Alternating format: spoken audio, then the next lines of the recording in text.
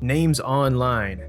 Loki online. I've spent my days solving countless mysteries on the internet, tying up loose ends like a piece of caciocavallo. But recently, one case I thought was fully solved started to seem more counterfeit than a piece of stinky tofu. The case was closed, and I thought we'd never get another game similar to Cuphead. And I have to be honest, it's come to my attention that there's this new slice around town that thinks it's got what it takes. And don't worry, I got the countless comments from a bunch of you shrews telling me that this new Mouse PI game is gonna be sharper than a piece of provolone. From what I could tell, this was gonna be a hard feat. I mean, who knows? This game could have more plot holes than a slice of Swiss. So I'll make you a deal. You cheddar believe I'll look into this lead as long as you promise to leave a cheesy little like on the video. I mean, there was only one way to find out if this game was either gonna leave me blue or make me say cheese. Cheddar safe than sorry, am I right, fellas? So I checked my Swiss watch and said it's time for a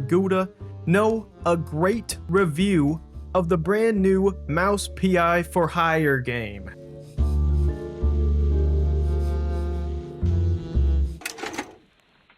Before I say anything else, this review will have no main story spoilers, late game content, or much footage of dialogue between characters because I'd hate to spoil the experience much like a spoiled cheese in your refrigerator. But don't get it twisted, this game had a surprisingly deep storyline and I didn't know it would be this dialogue heavy. I just won't be showing much of that because it usually has to do with this main story. So you'll mostly see footage of me just Swiss cheesing my enemies, you know what I'm saying? And I'll be doing that as the main character, Jack Pepper, PI for Hire. But before we talk about that guy, let me address the elephant-sized cheese curd in the room, the Cuphead comparison. I made a video just over a month ago called Why We'll Never Get Another Game Like Cuphead. And to my surprise, this became my most viewed video on my channel, by far. After I posted that video, I had probably 100 different people being like, how can you say this when Mouse PI for Hire literally exists? When I actually just mentioned it in the video itself. In the 9 years since,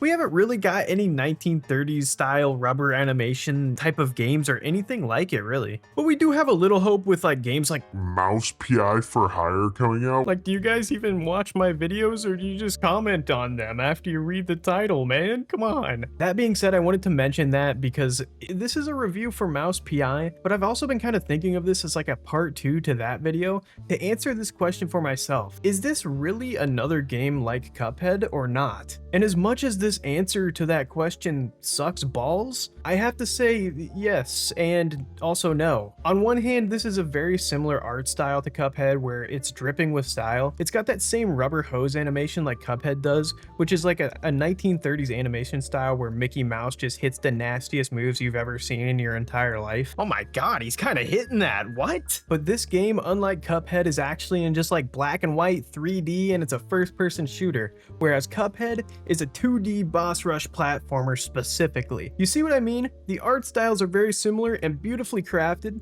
but the gameplay style is vastly different in many ways. So if your criteria is the art style, you have a pretty similar product here and it's just beautifully crafted. You can tell they really went all in on creating a world that feels alive and detailed, and you can just really feel how much love and care was put into creating this game just based on the art style alone. The difference between this game and Cuphead is clearly the combat, but don't get me wrong, it's not a bad thing at all. It's insanely unique and refreshing to get a game where it's a 1930s animated style, but it's a damn mouse detective wielding actual guns. In my opinion, this was the perfect idea to take a game like this and turn it into a boomer shooter. Okay, let's ditch the Cuphead comparison for now and let's talk about the combat and Mouse PI for Hire. This game feels so fluid from the start and it instantly gives you this dash ability that feels nice and balanced, especially if you want to use the shotgun a lot like myself, because you can quickly get to enemies and blow their shit smooth off with the dashes. But every time you dash, there's a little stamina bar that shows up and it costs you stamina to dash, punch, kick if you're gonna go melee mode on them. And you guys know that I'm a certified stickler when it comes to stamina systems in games. That being said, this stamina system is so forgiving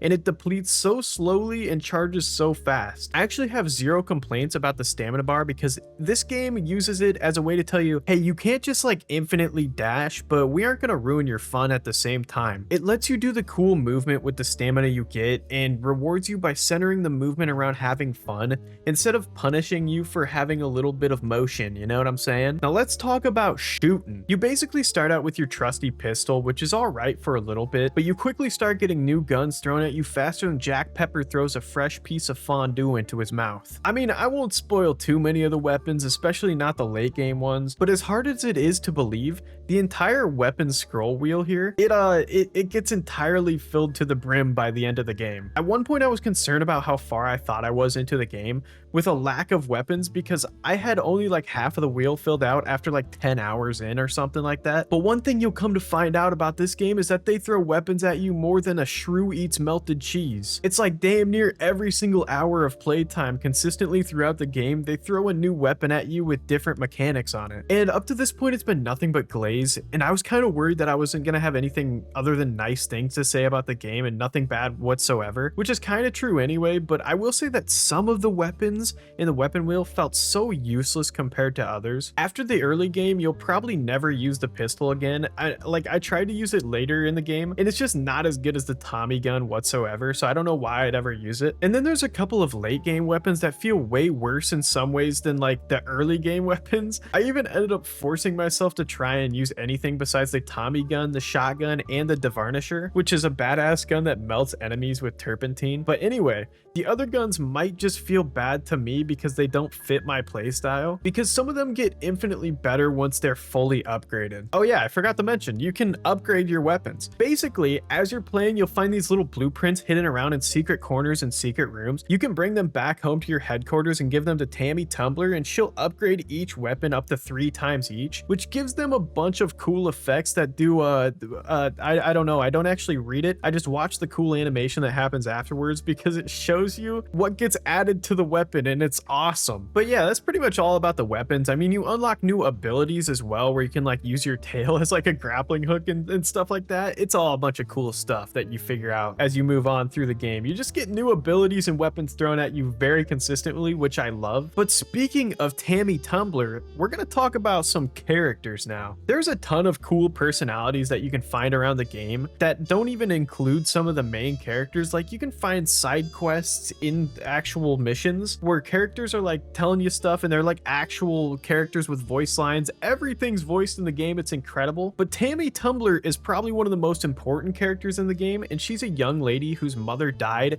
and her father was busted by Jack Pepper himself. Now you'd think that would put you two at odds, and it probably did for a while, but Tammy and Jack grew close into a pseudo father-daughter type of relationship, and it's really cool because storylines like this go much deeper and develop as the game goes on, and by the end you start to understand a lot more about each of the characters. Now you also got Wanda, who's a journalist and friends with Jack. Her and Jack, you can tell, just aren't too close, but they do trust each other, and she's always bothering him for the inside scoop when he gets back from an investigation. And you can tell that Wanda is like a good-hearted person and usually always reports the honest truth, but she does kind of get her information from Jack, who is kind of a sleazebag and is probably in a lot of places where he shouldn't be getting a lot of information he shouldn't have, but it's for the greater good, so who can judge, you know what I mean? Then you got John Brown, who owns a pub in town. He's an old shrew, and you can tell that he's been through a lot in his lifetime, because one thing you'll come to learn about the shrews in this game is that they're treated very poorly and taken advantage of because of their very small size. Either way, John is a hard worker and a good friend of Jack. Then you have Cornelius Stilton, who's a politician and an old war buddy of Jack's. Yes, it's true that Jack was in the war back in the day, and Cornelius Stilton was one of his main friends back when they were at war. So I guess you'll come to find out all that lore stuff when you play the game. I don't know. Either way, Cornelius Stilton becomes a very strong ally of Jack throughout the game, and you'll see why. Either way, this game is insane and amazing, and apparently it includes over 54,000 hand-drawn animations, which is almost as much as Cuphead, which included like 70,000 or something like that. So my conclusion is that this game, although it is vastly different, don't get me wrong, it feels like a spiritual successor to Cuphead to me. I mean, I played this game to completion in around 17 hours, viewers, and I want to make it a point to say that I was not paid to do this review. I just received the game early because of the beautiful people at Fumi Games reached out to me. That being said, I know I glazed this so much for free because I genuinely love this game from start to finish. Like, I couldn't stop playing it, really. I specifically didn't talk about the story of this game much in this video because you'll just have to figure that out for yourself, you silly little shrew. I'd hate to spoil it, and I also don't think I'm allowed to spoil it. But also,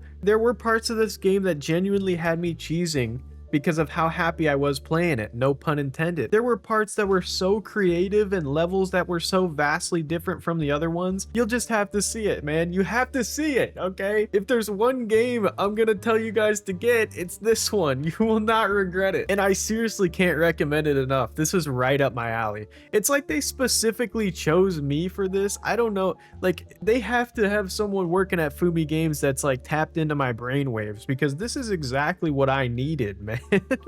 This is right up my alley. How did they know I was just gonna glaze the hell out of their game, man? Also, I'm a little torn because I thought that Mugenics was gonna be my game of the year without a doubt, but I can't believe I'm saying this. This game comes really, really close. I'm gonna have to do another playthrough on the hardest difficulty, and then I'll make up my mind about it, because on my main playthrough, in the spirit of not taking too much time, I played on the regular difficulty. So I'm gonna play it again on the hardest one now, and then I'll make up my mind. I can tell that this game is going to be massive.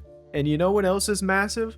My favorite comment from last video. I think I just have to end my investigation here because I could yap about this game all day long until the cows come home. But yeah, join my Discord, follow my second channel, please. And I hope you enjoyed this absolute glaze fest of Mouse PI for Hire. And I hope you have a great rest of your day. Bye-bye.